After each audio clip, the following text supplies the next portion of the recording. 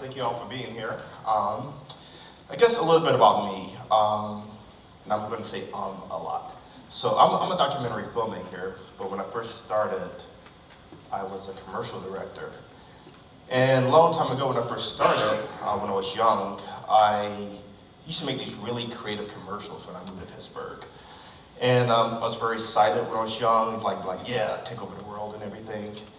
And when I used to make these commercials, I would win a lot of awards.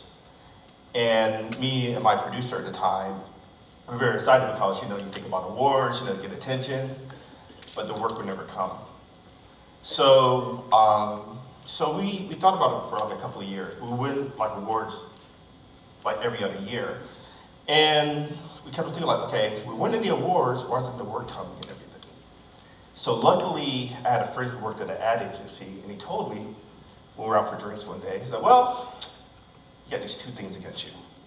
One, you're the youngest director at that level of work, and nobody's worked with anybody that young. Oh yeah, two, you're black. I'm like, oh, so that's it. Okay, forget the city, I'm out of here. But I still stuck around Pittsburgh just because of certain things that happened at the time. I was fortunate to work on a documentary about the effect of AIDS on the African American community.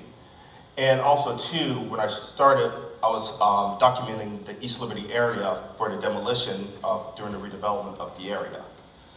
So during that time, I was dealing with my own frustrations. I was very angry, but didn't know how to deal with it. And also too, is I never had to deal with racism in a certain kind of way. And because I grew up in North Carolina, and I grew up on a very small town, hometown of Jesse Helms, if that means anything. So, and the thing for me growing up, the racism was in your face. Up here in Pittsburgh, I see like in certain communities where you have people in the Muslim community selling the Final Call newspaper. Back home, you had like the Klansmen outside of the Kmart selling the Rebel Yell. So at least for me, I knew like how to deal with the racism. It was in my face. Here, I realized that it went a lot more deeper. It was a lot more scarier for me in ways.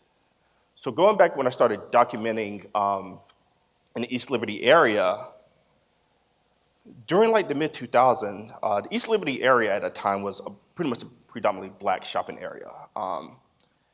And I remember when I was documenting the event, I saw like 100 white people. I'm like, what in the world's going on? And as I was documenting during that day, what was going on was that developers are having a celebration of the tearing out the high rises and doing a redevelopment. And the way that they did the celebration, if they would have done it a different way, I don't think my work may not even exist. But what they did at the time was that they had a group of students make a gigantic slingshot to shoot up at the high rises. And I'm thinking, if you didn't live in a community and you're just there for the event, it's pretty cool looking. Gigantic slingshot, put some paintballs in it, shoot up at the building, splatter. But if you're one of the people who lived in those houses for like 20 years and somebody's doing that to your home, what would you think? And so during that day, it met like a lot of the residents who were displaced at the time because they were tearing around the buildings, and they had the promises of being able to move back after everything's done. And a lot of them were angry. And I used that as an opportunity to channel my own anger, frustrations, living in a city where I didn't fit, but also serve as a voice for people who feel like they didn't have a voice.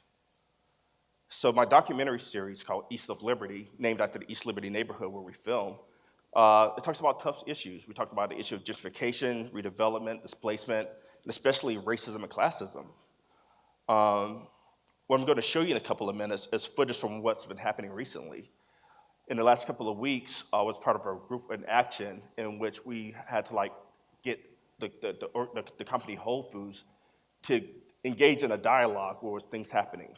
Whole Foods had plans to move from their current location to a couple of blocks over, where a couple of hundred people low-income residents were displaced for the move. And it's just getting them to get engaged and really understand what's going on. Like, these are people's lives, people being affected. So I'm going to show you clips from that, and also two clips with two business owners. And it's really frustrating because when you hear their stories, the things that's happened to both of them has happened to several others. And when we talk about doing redevelopment, community development, this is not the way that you do it. It's all about bringing people to the table, engaging in everybody, making everybody feel like they have a place at the table. But when you do certain things a certain way, you truly understand that the intentions are not good. And it's a shame. And unfortunately, it goes from the top down. And it's some of the things I feel like we have to address now before it's another 20 years and it all happens all over again. Because I strongly feel like a lot of the things that they're building up, like a lot of the housing around the city, the people are not going to come. And I feel like in the next several years, it will all start to become mixed-income housing again. But it's important, like I said before, it's important for us to have this dialogue now while things are happening. And I will shut up for a moment and show the clips. Thank you.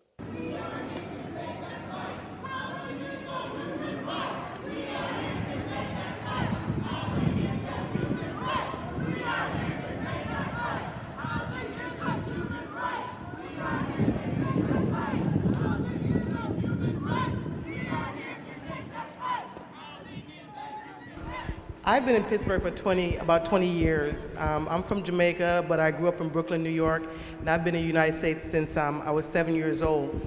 And as I was growing up and as I got in my 20s, and you start like, yes, I'm in America, I'm an immigrant, and I want to be a part of what it means to be an immigrant.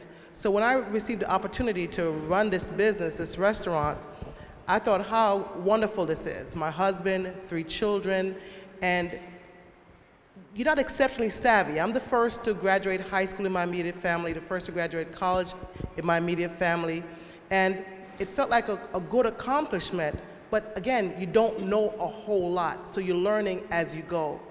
And as you're learning, you're growing, you're trying to dream and grow, and to see that someone who is in a position, financial position, to be able to aid you to get to certain levels in life, to bring your family, bring the community, really wants to put their foot on your neck. The restaurant, I call it a United Nation. We had African Americans who supported us. We have Caucasian, we had Indians, everyone, and I loved it because everyone came as soon as they came in. We never knew them from a can of bean, but instantaneously, we were like family. And my customers were so awesome. We had a flood in 2015 in March.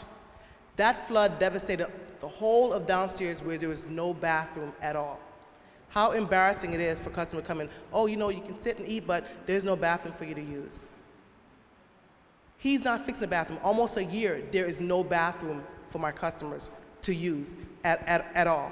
But he wants 100% of the rent, and then he wants to raise the rent by $500 more.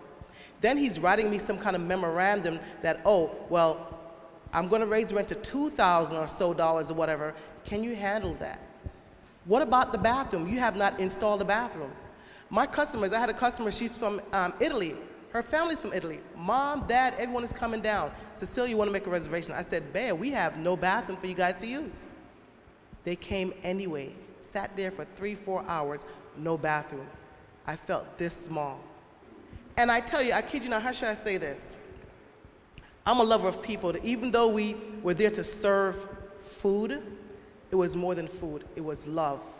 We were just so happy to see where we could have gone as a family, as a business. This man crushed our dreams so badly. I felt when people were telling me, I want to get out of Pittsburgh, I don't like Pittsburgh, I'm like wondering why. I couldn't understand it.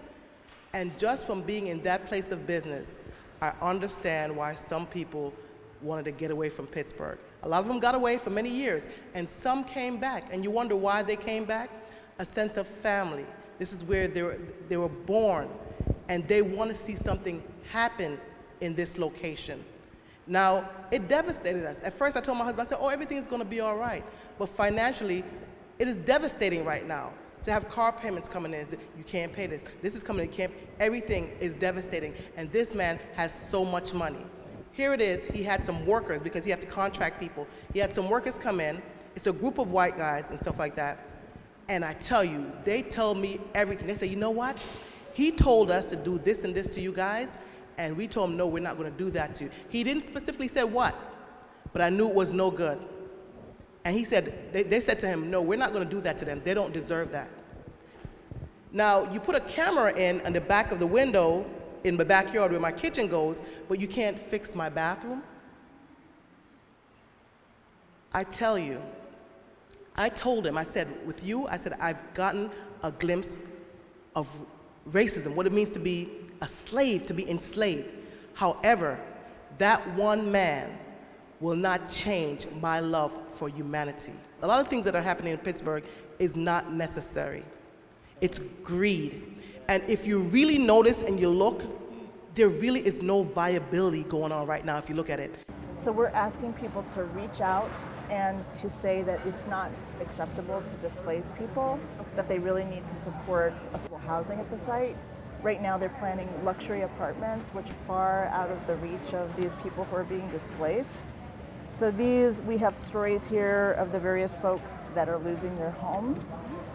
In some cases, like with both Gary Rivers, who's a veteran, and with Mabel and Myrtle, 76 and 79, they're having to leave Pittsburgh.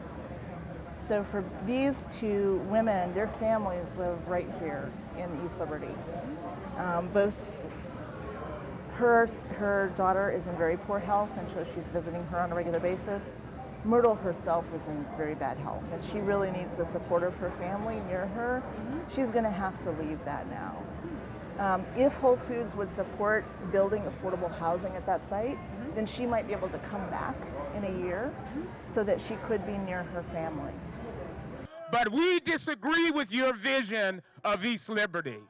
And we're here today fighting against your vision of East Liberty. And as you know from Whole Foods found out, we're going to win. We are going to win. Thank you everybody. So my dad, right there, the guy standing right in front of the store, he started Jamil's. Woo! Yes. So Mr. Jamil and my mother, Rashida Brookins, 25 years ago, they had a vision. So they started out, I don't know if many of you know this, but there used to be vendors all along Penn Avenue over here. Black vendors, black and brown vendors who house their wares all along Penn Avenue. 25 years ago, he started off there. They raised 7 kids in Wilkinsburg, and they had a vision. They had a vision to start a business. They saw an opportunity open up whenever a coffee shop closed down 25 years ago. 25 years ago, they didn't have financing, they didn't have tax incremental financing or tip financing or anything like that these huge developers are getting. They started out in that business with just a table, literally the table that was on the street. And they were able to grow this business after 25 years and raising 7 children. So I'm here to talk to you a little bit about his story. In addition to his store, there were a number of black and brown businesses that have been moved out of East Liberty. Does anyone remember Impressions, the Jamaican restaurant? She was pushed out. Her landlord, they were harassing her for a number of months, if not a year, before she was pushed out of East Liberty. The Shadow Lounge. The Shadow Lounge was an intrinsic part of this community. Most people don't know this, but the Shadow Lounge, they were a catalyst to start a lot of this development, to bring a lot of people into East Liberty. And they were eventually pushed out of East Liberty. Okapi Braiding Salon, they're no longer here. A laptop, etc. And I can go on and on and on. There's so many black businesses that have been pushed out of East Liberty. Eventually, there won't be any black people in this neighborhood if this continues. The same thing with the residents. The residents are being pushed out. The entire fabric of this neighborhood is changing. And it's disproportionately affecting the black and brown people that are here in this community. So we have to keep this momentum up. I'm here to say no more. I'm here with everyone, no more. We must stop this. Just like we said about Whole Foods, we must keep this momentum going. They were able to back down because they're so image conscious. They didn't want to have anything like that associated with their name. We must keep this up. All these organizations, all these developers that are coming in here, they don't want to have this associated with their name. We keep that pressure up, and then we'll be able to win. Thank you. Thank you very much. We have to stop being, we have to be less selfish and start to be more selfless. We have to get out and try to help each other. That's where things going on. And I feel like that's a part of my job, to tell their stories, to make sure that their stories get out there in the world and that they're able to get help. And to really expose certain things. It's like the same guy who did this to them, He also did it to another black business where they were only able to get $80,000 in support to help their business grow. They had to file for bankruptcy and close. A white person comes in right after them 2 years later, exact same business type, he gets $500,000 in support. And we just all have to do better. And yeah, we just all have to do better. Thank you for your time.